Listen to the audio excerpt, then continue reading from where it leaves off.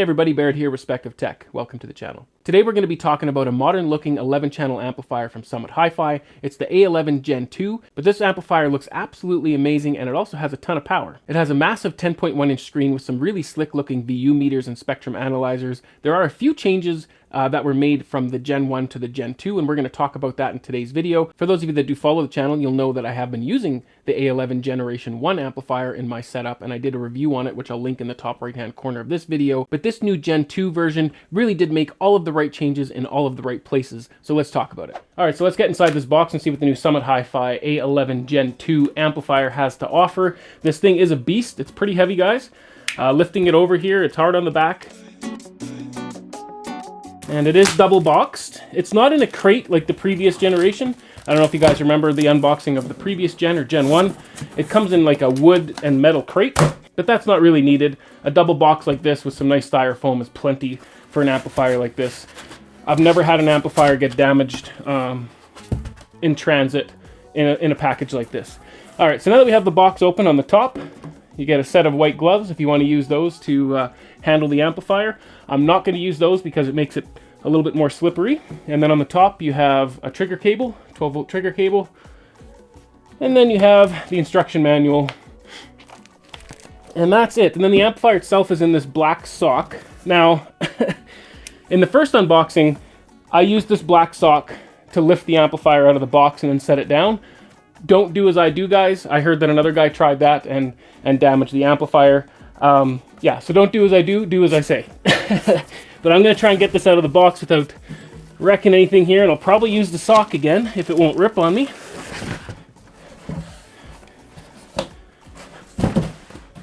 There we go. Yeah, that is heavy, guys. I got another trigger cable, and then I got the power cable. So that's all that's in the box: the amplifier, power cable, and a couple trigger cables. All right, let's get this tank out of this black sock here. It is quite heavy and solid.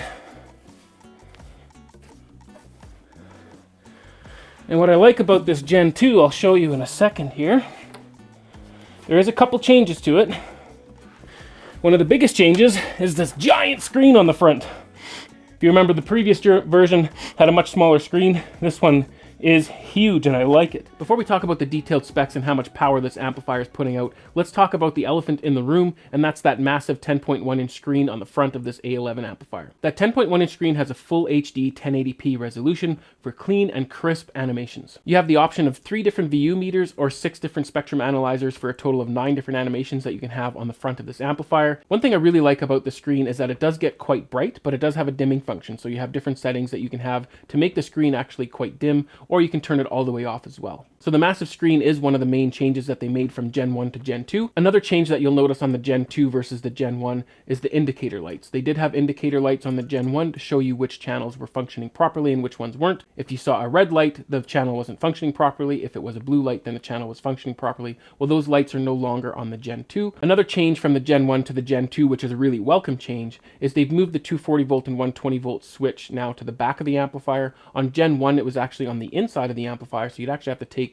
the top plate off to access that switch. Depending on what region you're in and what voltage you're using, whether it's 240 or 120, you wouldn't have necessarily known that that switch was inside the amplifier itself. So a welcome change. They put it on the back of the amplifier, so it's really easily accessible now. And the only other change that I can see is that the Gen 2 version is a little bit taller than the Gen 1 version. So the Gen 2 version is 17.75 inches deep and 17 3/16 inches wide and 8.25 inches high, where the Gen 1 version was closer to 8 inches high. The Gen 2 version is also slightly heavier than the Gen 1 version, weighing in at 84.7 pounds. On the front of the amplifier, besides that massive 10.1-inch screen, you do have 4 buttons. There's a source button, which is what you'll use to switch between the VU meters and spectrum analyzers. Below that, you have 2 more buttons which adjust the brightness of the screen. So you have plus and minus. So obviously the plus is going to make it brighter and the minus is going to make it dimmer. And if you dim the screen all the way, it will turn off completely. Besides that, in the bottom right-hand corner, you have a standby button which has an LED light above it to show whether the amplifier is on or not. The back of the amplifier is where all the business is. I really like how they've designed this amplifier. So you have 3 channels that have more power, which we'll talk about the power in a minute. You can see that this is a modular design. So the first 4 modules on the left-hand side actually have 2 channels each. So you have a left and a right for each of the modules, which means you have an unbalanced left and right input as well as a balanced left and right XLR input. You also have 2 sets of speaker terminals as well for left and right channel,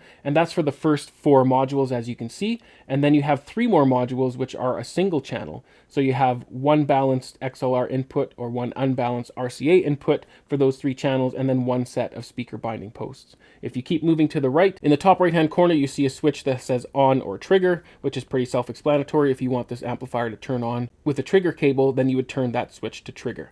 And then below that you see your 2 different triggers. You have a trigger input and a trigger output. And then below that you see that switch that I was talking about earlier, the 120 volt and 240 volt switch. And then beside that you have your power on switch and then your power port in the bottom right hand corner. So let's talk about the different power outputs of these different modules of this amplifier. On the Summit Hifi website, it really gives a clear description of what the power output is of each of these modules in 8 ohms or 4 ohms. If you do want to see those numbers in detail, I'll drop links down in the description below to this amplifier and you can check that out. When we're talking about peak power output into 8 ohms, the 3 single channel modules are putting out 350 watts and the 8 other channels are putting 170 watts into 8 ohms. And then peak power into 4 ohms, the 3 single channel modules are putting out 400 watts and the other 8 channels are putting out 250 watts. And for those of you out there wondering what the power all channels driven into 8 ohms, the 3 single channel modules are putting out 200 watts into 8 ohms and the 8 other channels are putting out 150 watts into 8 ohms. When it comes to all channels driven in 4 ohms, the 3 single channels are putting out 225 watts and the 8 other channels are putting out 150 watts. Another important aspect of any audio equipment, especially electronics, is warranty. Summit Hifi is offering a 3-year warranty on this amplifier. I've had the Gen 1 for quite some time and I haven't had any issues with it. And I did have that one open up. The internals of the Gen 1 are basically the same as the internals of the Gen 2. And you are looking at some very high quality modules, at least in my opinion.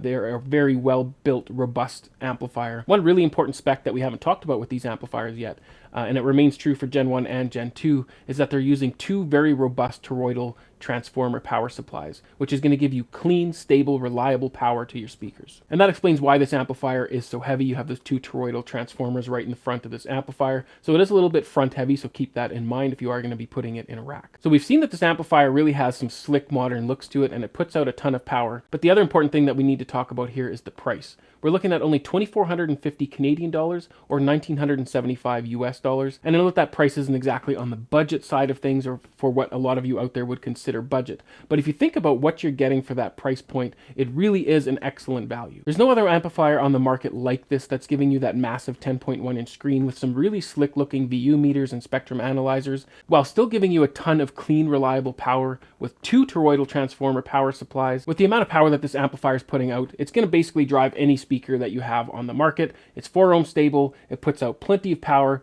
for pretty much any home theater or music application that you want to use it on. And a lot of amplifiers have done this as well, but I really like that they designed the LCR to have more power than the rest of the channels, because in any soundtrack or when listening to music, of course, that front stage is going to be the most active. That's where most of the sounds are going to come from. That's where you're going to require most of your power, because even in an Atmos soundtrack, there's not a whole lot of activity happening in the height channels or the surround channels. There is some, but not nearly the amount that's being put out on the front stage. So I really like that efficient design of having the extra power in the front 3 channels and then reducing it a little bit for the other channels. Now that I've put this amplifier in my rack, there's really no turning back. I can't go back to Gen 1 after seeing that massive 10.1 inch screen. I just really like the look. I like the modern look of having those screens in my rack, because I do have the Eversolo DMP A6 as well as the Eversolo Z8 DAC, which do have very similar VU meters and screens on them. So I just like the modern look of having those screens in my rack. So there's no going back now. That Gen 2 is going to be staying in my rack. I really love this amplifier.